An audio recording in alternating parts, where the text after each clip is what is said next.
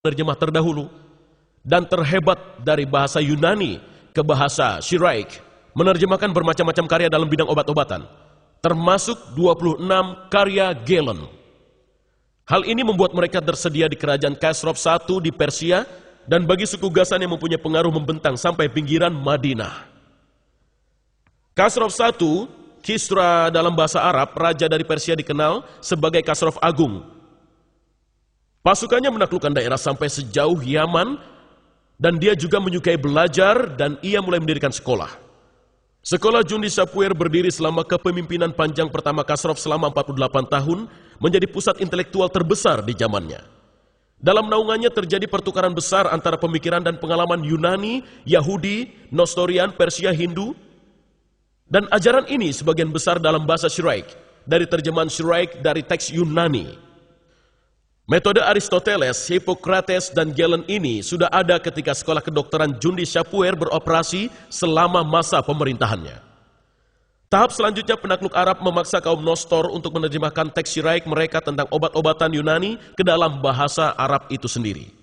Terjemahan dari Syiraik ke bahasa Arab sangatlah mudah, karena kedua bahasa tersebut mempunyai tata bahasa yang sama. Dengan mempertimbangkan situasi medis selama masa hidup Muhammad, kita tahu ada ahli kedokteran yang hidup di Arab selama masa tersebut, yaitu Harith bin Khaladia adalah dokter terpelajar terbaik yang ahli dalam seni penyembuhan. Dia lahir sekitar pertengahan abad ke-6 di Taif dari suku Bani Saqif. Dia menempuh perjalanan melalui Yaman dan kemudian Persia, tempat ia memperoleh pendidikannya dalam ilmu kedokteran di sekolah kedokteran besar Jundi Shapur, sehingga sangat mengenal ajaran kedokteran Aristoteles, Hippocrates, dan juga Galen. Setelah menyelesaikan studinya, dia praktik sebagai seorang dokter di Persia, dan selama masa ini dia dipanggil ke hadapan Raja Khosrow. Dengan beliaulah ia berbicara panjang lebar. Dia kembali ke Arab pada awal Islam dan juga bermukim di Taif. Ketika berada di sana, Abu Khair, Raja Yaman, datang menemuinya karena penyakit yang dideritanya, dan ketika ia disembuhkan, dia menghadiahkannya banyak uang dan juga budak wanita. Meskipun Harith bin Khaladia tidak menulis buku apapun dalam bidang kedokteran, pandangannya tentang berbagai masalah kedokteran masih terangkum dalam percakapannya dengan Khosrow I. Tentang mata, ia mengatakan bahwa mata berisikan lemak yang berupa bagian putih, kedua berisi air yang berupa bagian hitam, dan juga angin yang berupa penglihatan. Semua hal ini sekarang kita tahu keliru. Namun hal ini semua adalah pemikiran Yunani. Semua menunjukkan perkenalan Harith dengan dokter-dokter Yunani. Dengan menyimpulkan situasi tersebut dalam beberapa kata dalam bukunya, Sword Telemetry Arabs, Dr. Lucien Leclerc menulis, Harith bin Khaladia belajar kedokteran di Jundi Shapur, dan Muhammad berhutang pada Harith atas pengetahuan kedokteran yang telah dimilikinya. Jadi dengan satu atau lainnya, dengan mudah kita dapat menelusuri jejak obat-obatan Yunani. Terkadang Muhammad merawat orang sakit, namun pada kasus yang sulit, dia akan merujuk pasiennya kepada Harith. Orang terpelajar lainnya di sekeliling Muhammad adalah Laden bin Harith.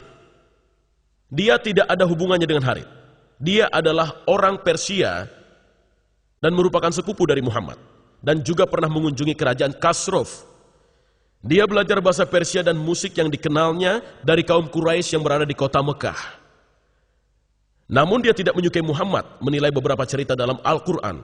Muhammad tidak pernah memaafkannya atas apa yang telah dilakukannya, dan ketika dia dimasukkan ke dalam penjara pada saat perang Badar, Muhammad menjatuhkannya dengan hukuman mati.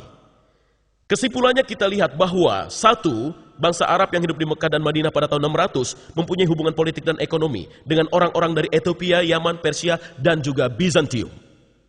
Kedua, sepupu Muhammad mengetahui bahasa Persia dengan baik, belajar musik di sana. Ketiga, suku Ghassin yang memerintah gurun Syria sampai ke gerbang Madinah menggunakan bahasa Syiraik, salah satu bahasa utama yang digunakan untuk mengajar kedokteran, dan Jundi Shapur adalah sekolah utamanya.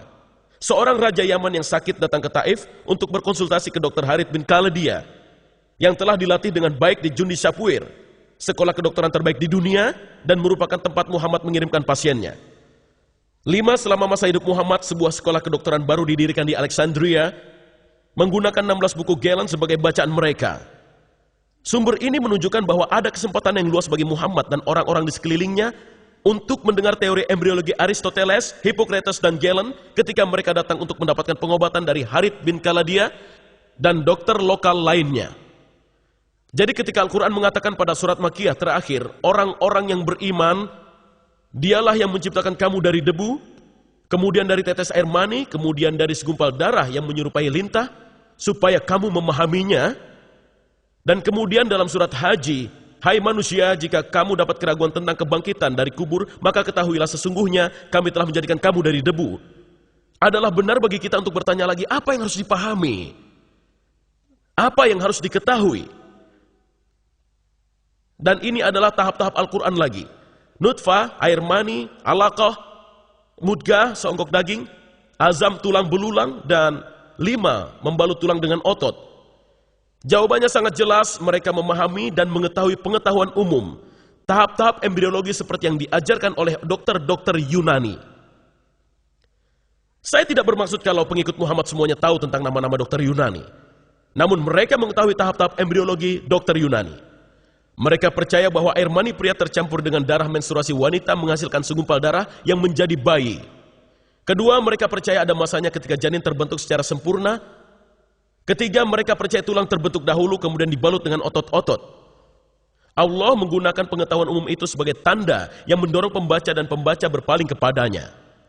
Masalahnya adalah bahwa pengetahuan umum ini keliru. Masa dokter-dokter setelah Muhammad. Sekarang kita perlu melihat pada 2 dokter terkenal dari masa setelah Muhammad. Tampaknya mereka tidak memiliki dampak pada Al-Quran, namun mereka menunjukkan kepercayaan itu dan gagasan embriologi Aristoteles, Hippocrates, dan Galen berlanjut di antara bangsa Arab sampai dengan tahun 1600. Jika terjemahan yang benar dari Al-Aqsa adalah sesuatu yang menyerupai lintah, seperti yang diakui oleh kaum muslim modern seperti Syabir Ali, tidak ada tempat bagi dokter pada masa pasca Al-Quran yang menyatakan demikian.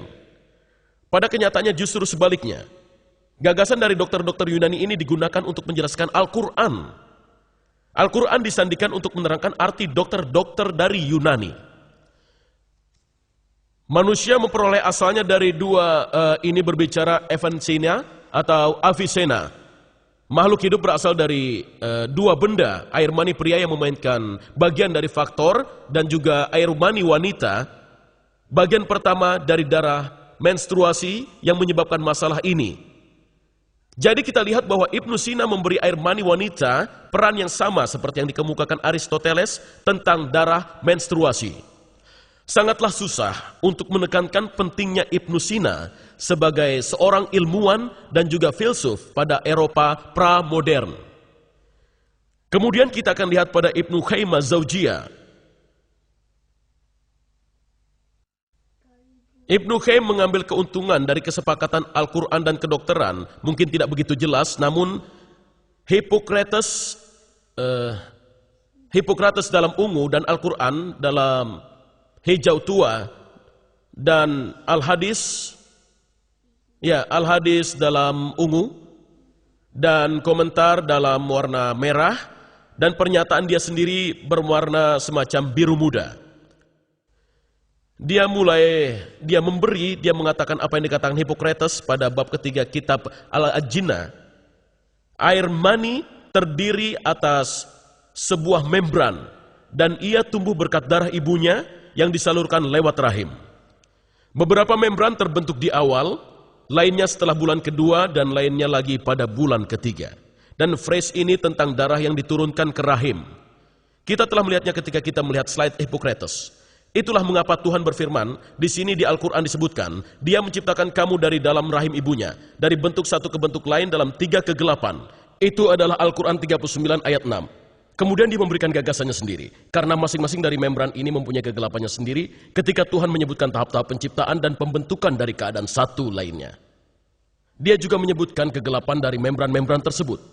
Kebanyakan komentator menjelaskan, dan ini adalah komentar dari para komentator, adalah kegelapan pusat dan kegelapan rahim dan kegelapan plasenta. Pada contoh kedua, kita baca, Hippocrates mengatakan, mulut terbuka secara spontan dan hidung dan telinga terbentuk dari daging.